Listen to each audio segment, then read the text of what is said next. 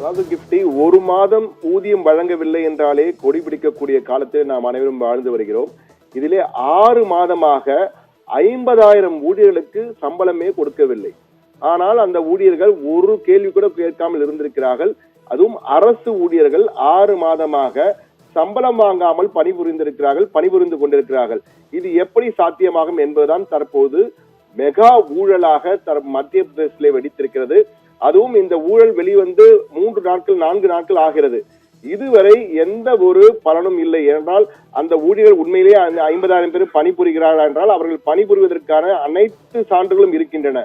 ஊழியர்களின் அடையாள அட்டை இருக்கிறது, ஊழியர்கள் எண் இருக்கிறது, மத்திய பிரதேச ஊழியர்கள் எண் கொடுக்கப்படும், அந்த ஊழியர்கள் எண் இருக்கிறது. ஆனால் அந்த ஊழியர்களுக்கு சம்பளம் போகவில்லை.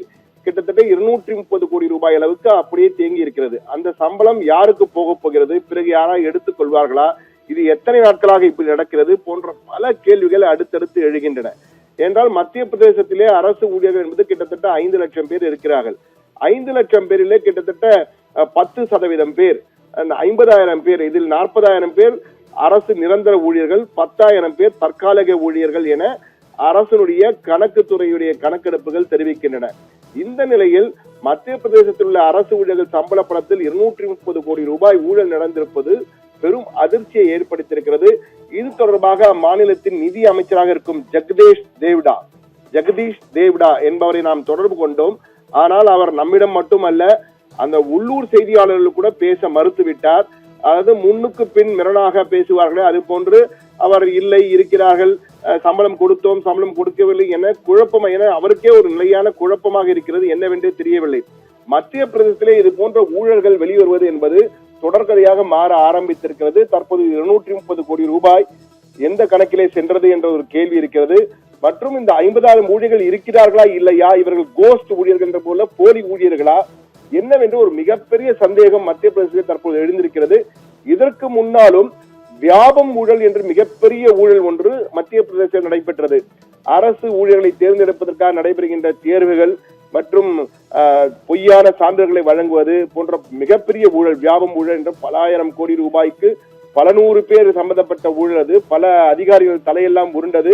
ஆனால் அந்த ஊழல் விசாரணை நடந்து முடிவதற்குள் பலர் அந்த வழக்கில் தொடர்பு பலர் இறந்தே போய்விட்டார்கள். அப்படிப்பட்ட ஊழலுக்கும் பிரபலமானது மத்திய பிரதேசம்.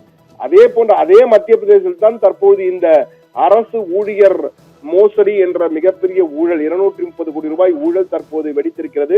என்றால் இந்த 230 கோடி ரூபாய் எங்கே செல்கிறது, இது போன்று எவ்வளவு ஆண்டுகளாக நடைபெறுகிறது போன்ற பல்வேறு கேள்விகள் எழுந்திருக்கின்றன.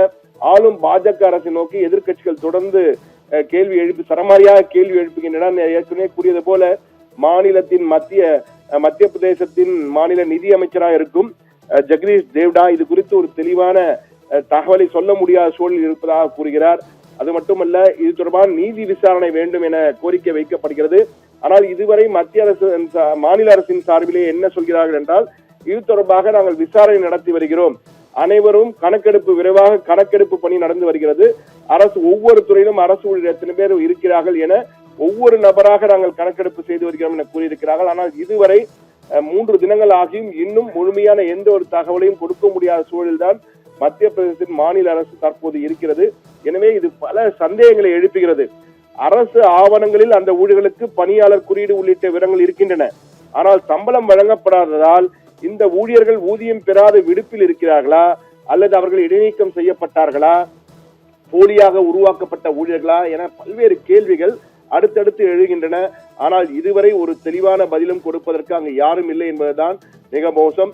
ஆனால் இது போன்ற வழக்குகள் பல தொடர்ந்து அடுத்தடுத்து வருவதால் எதிர்கட்சிகள் மத்திய பிரதேசத்தை தொடர்ந்து கேள்வி எழுப்பியிருக்கிறார்கள். ஆனால் இன்னும் சரியான பதில் அரசாங்கத்திடம் வரவில்லை என்பதையும் அவர்கள் குற்றச்சாட்டாக இருக்கிறது.